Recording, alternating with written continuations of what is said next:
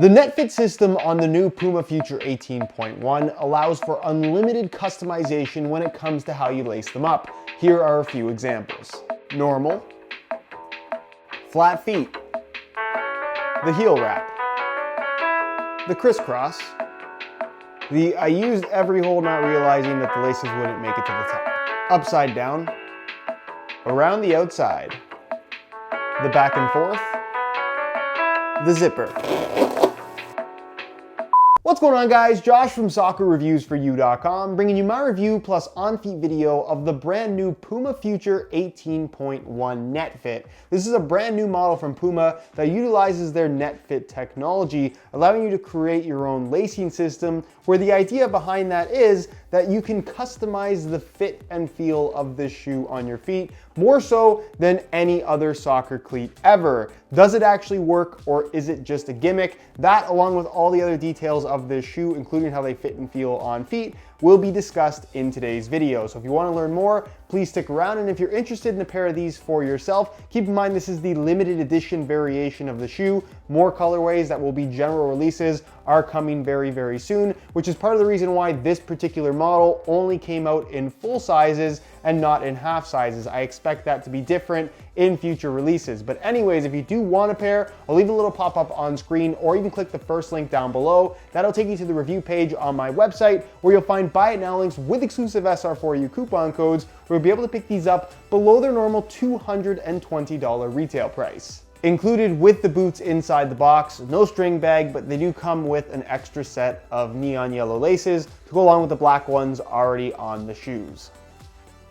Let's start off with the upper, because it's a really interesting construction. So the upper is actually made from a knitted base. It's their Evo knit material, but you can see very clearly in the collar area that extends a little bit higher at the back, a little higher at the front, and also runs through the middle portion where the laces are currently covering up, and really where the laces should always cover up, because there's no structure to that elasticated Evo knit material. And it's much easier for me to show you the upper with the laces completely removed. So that's all stretchy, and that does actually extend into the rest of the upper as well, except for the heel area, where there's an internal heel counter anyway, so it doesn't really matter all that much. So that knitted base, relatively thin, and obviously it's going to be structured everywhere that isn't across the top of the foot. So there's an internal liner that's kind of like a thin nylon material. Doesn't feel particularly soft, not really any extra padding to the liner, but it doesn't feel plasticky or rigid either, which is definitely a good thing. You're gonna have a fuse layer on top of that knitted base. Then you're gonna have your NetFit system sitting on top of that. There's some fuse over top of that as well in certain areas, a polyurethane top layer, mainly in the toe box, as you guys can see. Maybe a little bit difficult to see on camera, but this is just covered up netting. You can't use those as lacing positions, where this NetFit area is actually fully exposed that you can use to create whatever lacing system you want. And then all of the black areas over top and even in between right here, that's all fused for the sake of structure as well. So it's a really unique construction. And in regards to how this actually feels in terms of touch on the ball, it's relatively thin, but there is some thickness and a lot of texturing added by the NetFit material on the surface as well. Not really grippy on the ball. And if I had to compare it to another shoe in regards to thickness, it kind of reminded me a little bit of the Hypervenom Phantom 3, but at the same time, very different from that particular shoe in terms of overall feel. So it's thin. It doesn't really have a soft padded sensation to it, more of a pingy feel, but it's not necessarily barefoot either, if that makes any sense at all. Overall, it's not amazing. It's not the best upper I've ever felt in regards to touch, but it definitely is passable. And for a synthetic shoe from Puma, where I've never really been a huge fan of their synthetics, I think they did a really, really good job here. It has that sock-like sensation to a certain extent, which I think is important to get the feel of when you do a knitted upper in general. Now let's talk about the NetFit system, because that's really the main reason why you would buy this shoe in the first place. I think it's a great idea. For those that don't know what it is, basically you have this netting material on top of the upper. It fits very close to the upper, so there's not a lot of loose slack. And within all of these openings within the net material, you can put laces. So from side to side, you can choose the position, you can choose the angle, and you can actually create some pretty wild looking lacing systems. Is that the best way in order to get the best lockdown and the best performance from the shoe, that's really a matter of opinion. You're gonna notice that on the underside of the lid of the box that these come in, it does come with a couple of suggestions, 5 in total. Number 1 is how to lace them for narrow feet. Number 2 is how to lace them for wide feet. Now I would actually say that both of those lacing systems are effective, and I'll explain why in just a second.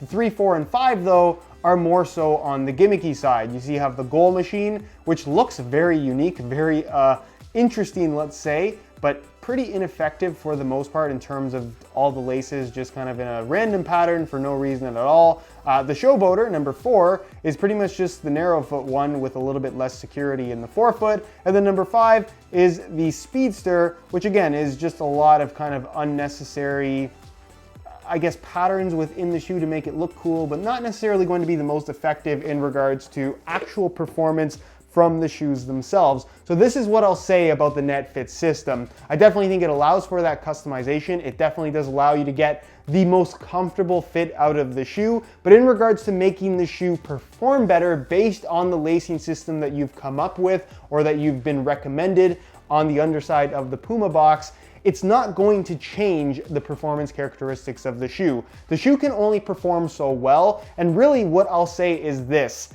depending on how you lace them up, you can only make the performance worse than what it should be. I really do feel strongly that everybody's gonna have their ideal lacing setup for this particular shoe, and anything aside from that is just not going to be as good. So as cool as it might seem to have a pair of shoes that you can change the lacing system up every single time that you wear them, which you absolutely can, there's nothing stopping you from doing that, is every single one of those lacing systems going to be ideal for your foot and the way that you move?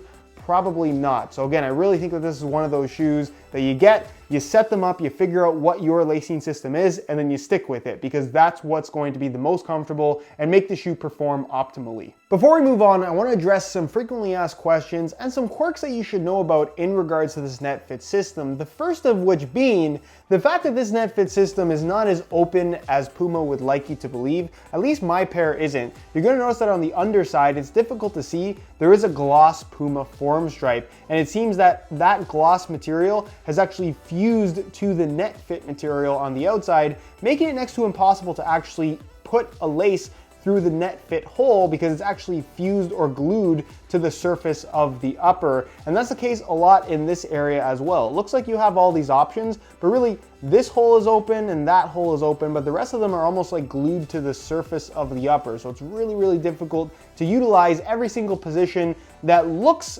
like it's there, but isn't actually available to be used at all. Another question that I know plenty of people will ask is, can you wear them without any laces at all? Treat it as a laceless boot. And the simple answer to that question is it's not made for that. I mean, the whole design of the shoe is based around the NetFit system, which requires having laces to hold the two sides of the shoe together. Of course, it's a one-piece construction to the upper, so technically if you put them on your feet, they're not going to immediately fall off, but I can assure you that without any laces, without any kind of fastening system to hold your foot in place, there is really no lockdown here at all. They'll feel extremely sloppy, and I just wouldn't recommend it. And I'm not sure anybody's gonna actually buy this shoe to wear them laceless. If you do that, be my guest, but I don't think it's a good idea, and it's not what Puma intended with this design. Another piece of information that I think is important to note is that the most effective lacing systems for this shoe, based on what I've tried so far, is more so along the lines of a traditional lacing system where the laces go back and forth to either side of the shoe. I know that might not look as exciting as some of what you've seen on the internet, including what's coming from Puma themselves.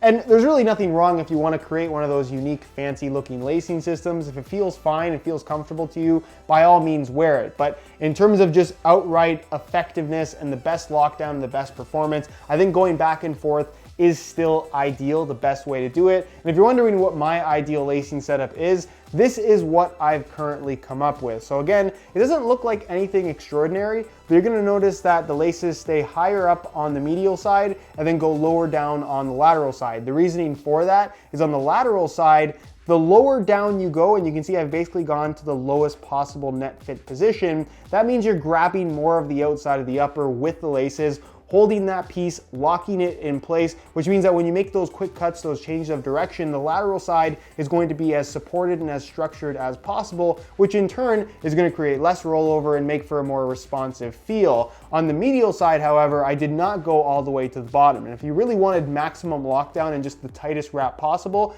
going to the bottom would be the most effective way of doing it. But I'm personally a little bit flat-footed, so instead of going lower, I kept them at the highest possible position on the medial side, so it's not squeezing my midfoot on the medial side, where, like I said, I am slightly flat-footed, so that's more of a comfort thing rather than a performance thing. And then getting to the very top lacing position, again, there are ones further forward, but I personally want to have maximum heel lockdown, so I use the furthest one back that I could actually get the lace through, because again, it's kind of glued at the back part right here. That's going to allow for a little bit more lockdown when it comes across the middle, slightly higher up, keeping my heel locked in place and just making for a very secure sensation in general. So if you're asking what my ideal lacing setup is, this is what it looks like, and you'll see a little bit more of it during the on-feet portion of the video. But again, it's one of those things that you have to get the shoes and try a couple different ones, tweak it a little bit as you go to see what feels best for you. To me, that's the cool part of this NetFit system, is while the lacing system itself is not necessarily going to change the performance of the shoe for the better, it does actually allow you to get somewhat of a custom fit and feel from the shoe based on what you've come up with. It's also worth noting that these are a bit of a pain to actually lace up. It might seem like a really easy concept. The holes within the netting are quite large, but the NetFit system actually fits really tightly against the upper on the underside. And because of that, it's actually more difficult to weave the laces in and out of these holes than you might expect. You have to use a lot of force, and when you actually use too much force and get a little bit frustrated, it's extremely easy to snap the lace tips or the eglets on your laces. And if you snap those eglets, then it becomes a big issue if you want to relace the shoes again, because you don't have that hard tip to actually weave through the NetFit system. So just make sure you're very, very careful. And I think once you actually get the shoes, you'll have a much better idea of what I just talked about. The rest of the boot is honestly pretty straightforward. It does have a collar, so you could kind of consider this a mid-cut. It's got a pull tab at the back as well. It's all elasticated knitted material though. This really has no structure to it. So if you're thinking that this is gonna provide some kind of ankle support, that's not the case. What I did immediately think of, and I posted this on my Instagram, the two side by side, is that this does kind of remind me of the cut on the new Predator 18 collar, which is a little bit interesting, but I would say more so coincidence than anything. You're gonna find an internal plastic heel counter, as I mentioned earlier. The heel liner is a smooth synthetic suede with a decent amount of padding. It's not overly padded higher up rather than lower down. The very base of the heel liner is pretty much just the underside of the heel counter with that lining material on top. So it does pretty good as long as you create the lacing system to allow for proper heel lockdown. If your lacing system isn't set up properly, you could end up with heel slippage. So again, like I talked about earlier, your lacing system is not necessarily going to make the shoe perform better. It's just going to make the shoe perform worse if you don't have it set up properly. The insole is fully removable. I'll give you guys a quick look at that as well. It features a really, really nice synthetic suede liner on top, which is basically the exact same material for the heel liner, if you're wondering what that looks like, because it's difficult to show me, for me to show you. And then you have the red foam with these yellow foam kind of inserts. So it's a decent thickness overall, nothing too fancy, but definitely does get the job done. Moving on to the sole plate, this is their new Rapid Agility sole plate and their new FGAG stud pattern, which is a first from Puma. FGAG obviously being a very common thing from the Adidas brand at the moment, but now Puma has that on offer as well. So the sole plate itself is made entirely out of a Pebax material. It's got the stiffener ribs through the middle, and the thickness of the sole plate is thicker than what we've seen from Puma as of late. And the reasoning for that is because this is technically FGAG. You can't have it be super thin, because if you wear that on artificial grass, which is a fairly shallow surface with fairly long studs, you're gonna end up with stud pressure issues. So this feels very, very solid. It's got good flexibility to it as well. And I just like the overall design of it. I think the look is quite good. And while it might look simple, it is actually quite effective in terms of being up to par with other top-end shoes, I would say. You're also gonna find that the stud pattern is kind of more along the lines of something traditional, which doesn't surprise me now that I know that it is FGAG. So you're gonna find conical studs in the forefoot area, bladed studs at the base of the forefoot, a bladed stud at the base of the heel, and then conical studs at the very back. So this is kind of a little bit of a play off of what we've had in the past from the Evo Power line. And then you're gonna find 2 support studs in the middle, and then one kind of toe pick stud, which a lot of people were confused about. This is something that's typically found on a lot of American football cleats. You can see it's basically half the length of the 2 studs slightly behind it. And again, a lot of people are concerned about this getting in the way when you're striking the ball. It's low enough, it's small enough to where it's not in the way whatsoever. And we've actually seen stuff like this before from New Balance most recently in the form of the original Vizaro, if you guys can remember that particular shoe. It had a little bit of a toe pick stud like this as well, maybe even closer to the toe and slightly more aggressive. That didn't get in the way, so I don't expect to have any issues with this at all. Is it gonna provide the most aggressive traction? Well, it looks quite traditional, but the studs are quite long and have a fairly narrow profile, so they dig in quite nicely, and the bladed studs at the base are there more so for structure to the sole plate rather than actual traction. So this is kind of along the lines of what we've had from the Evo Speed line as well as the Evo Power line, kind of a hybrid of the two. And overall, I just like the look and feel of this sole plate and stud pattern. I think they did a good job, and it fits with the overall styling and feel of the rest of the shoe. In terms of weight, the Future 18.1 in a size 9 US weighs in at 7.3 ounces, which is pretty much on par with 90% of the other top-end models from Puma, as well as other brands that are currently out there. So they're not gonna feel heavy on your feet by any means at all. They're not necessarily mercurial vapor light, but they're light enough and feel nice and solid at the same time. Again, depending on how you have them set up. If the lacing system isn't set up properly, the shoe won't feel as light. It'll feel a little bit sloppy on your feet. But again, that's something you really have to play around with. Once you have it adjusted properly, it feels very secure, it feels very locked in, it feels very responsive, and if it's fitting closer to your foot, it's also gonna feel lighter as well. As far as the look is concerned, I actually really like the look of this shoe. Now keep in mind this is the limited edition kind of pre-release version, which we get from Puma every time they launch a new shoe, at least most of the time. So it's definitely possible that future general release colorways of this shoe will look a little bit different, perhaps more prominent Puma branding. Although I like this kind of stealth look where really the only Puma branding that's visible is the big logo there on the back, which I personally do not mind. It says Future there as well. But the NetFit system, they obviously made the star of this colorway, and I expect that to be the case with future colorways as well. Black base with the neon yellow NetFit. Classic combination of colors. It always looks good on pretty much any design. You have those 2 colors on the sole plate as well. And I actually like the cut of the collar as well. I said the same about the Predator 18. I just think it's a cool cut, even though I'm generally not a big fan of collars. So all in all, I like the look of the shoe. It does have a futuristic vibe to it to a certain extent, but I'd be curious to know your opinions down below in the comments. Do you like the look of the new Puma Future? Why or why not? All right, so as you can see, I swapped out the stock neon yellow laces. They come with black ones as well for some neon yellow and black grid pattern SR4U replacement laces, which match the shoe perfectly. Plus the grid pattern kind of matches the NetFit pattern as well, which I think just makes for a cool combination. Anyways, if you're interested in a pair of SR4U replacement laces for yourself, the website to go to is www.sr4ulaces.com. There'll be a little pop-up on screen, as well as a link down below in the description. So if you're interested in a pair, be sure to go ahead and check that out. So as you can see, I laced them in 2 different ways. On my left foot, I have something kind of along the lines of what they showed inside the box with this fancy little piece on the side, and then it's slightly more traditional as you go all the way up. And then on my right foot, I have kind of my ideal lacing setup like I showed you earlier in the video, which to me feels pretty much perfect on this particular shoe. It's exactly how I want them to fit. And that really is the most surprising thing about the NetFit shoe when I put them on for the first time, is that they didn't fit quite the way that I hoped they would, but after playing around with the lacing system, I was able to get the fit and feel that I was looking for. So out of the box, what you'll immediately find is that the overall shape and fit of this shoe is much more open and much wider than I was honestly expecting. It doesn't have that super tight fit that you'd find from a lot of modern soccer cleats, especially ones with this kind of profile, almost like a speed boot type look. So in terms of who these will fit properly, I would say just about everybody. The difference is going to be in the way that you lace them up. That really does have a big impact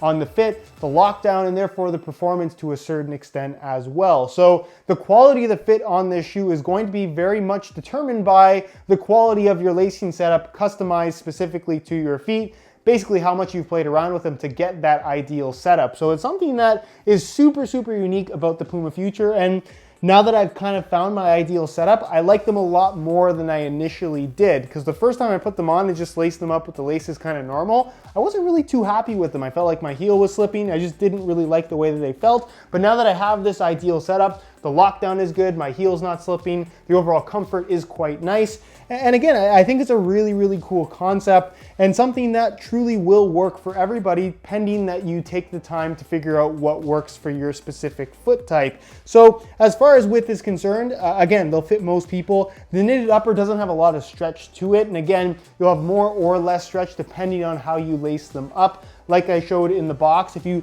leave the laces a little bit higher, like I did on the medial side, it'll be able to expand a little bit more. Whereas if you leave the laces a little bit lower, like I did on the lateral side, you're gonna have more tension and more security because the laces are holding that part of the upper in place. So really, really interesting in that regard in terms of how the lacing system impacts the fit and feel of the shoe. As far as the sizing is concerned, if you're wondering about that, I'm wearing my usual size 9 US here, and the fit and the length is pretty much perfect. So unlike a lot of Pumas that actually run half a size small, the new Puma Future 18.1 does run true to size. So if you are looking to order a pair for yourself, I would strongly recommend going true to size in order to achieve the best possible fit. To sum up the Puma Future 18.1, I think it's a really, really cool concept that has a lot of potential. I'm curious to see how this is going to move forward for Puma. I think that if you like the concept and everything that I talked about sounds good, the Puma Future 18.1 is definitely one of those shoes that I can strongly recommend. Obviously, the main difference between the shoes that we can get and the shoes that a lot of big name professional players are wearing is that theirs are custom made for their feet. And while this isn't necessarily the equivalent of that, it's the closest thing that we've ever had at the consumer level, where you can actually buy a shoe and within the lacing systems that you can create on your own or use as a guide based on what Puma suggests, change up the fit and feel of the shoe on your feet. It's not necessarily going to make the shoe perform better given that you have the proper setup, but the proper setup will lead to the best possible fit, the best possible comfort, the best possible lockdown for your specific foot type, which I think is a really, really cool idea. If you don't have the right setup, the performance is actually going to suffer, which is interesting as well. Heel slippage could be an issue. The lockdown might not be all that great. So really, it's something that you have to play around with. It has a setup process as opposed to just breaking them in, which would normally be the case for a regular pair of soccer cleats. But that is really what makes this particular product unique. The quality is there. As long as you have it set up properly, all the performance characteristics that you would expect from a top-end shoe is what you get from the Puma Future. The other thing to keep in mind is that it only retails for $220, and there's potential once we get general release colorways that it's going to be even less expensive, which is great because a lot of the top-end models from Nike and Adidas at the moment are $275, $300, some even a little bit more than that. So the fact that we can get something like this, which is equally as good in terms of overall quality, for basically $100 less, I think is the right direction for Puma to move in. And again, I'm pretty happy with this concept. I can't say that it blew me away, but it does work as advertised, and that's really what I was looking for. Once again, guys, if you're interested in a pair of Puma Futures for yourself, you can click the first link down below. That'll take you to the review page on my website where you'll find buy it now links with exclusive SR4U coupon codes where you'll be able to pick these up below their normal $220 retail price. If you have any questions, as always, leave them down below in the comments and I'll do my best to get an answer out to you as soon as I possibly can. If you enjoyed the video, found it helpful and informative, be sure to support it with a like. Subscribe if you haven't already for daily videos on all the latest and greatest soccer gear. All my social media information, that's linked in the description as well. And other than that, guys, hope you enjoyed the video, and we'll see you in the next one.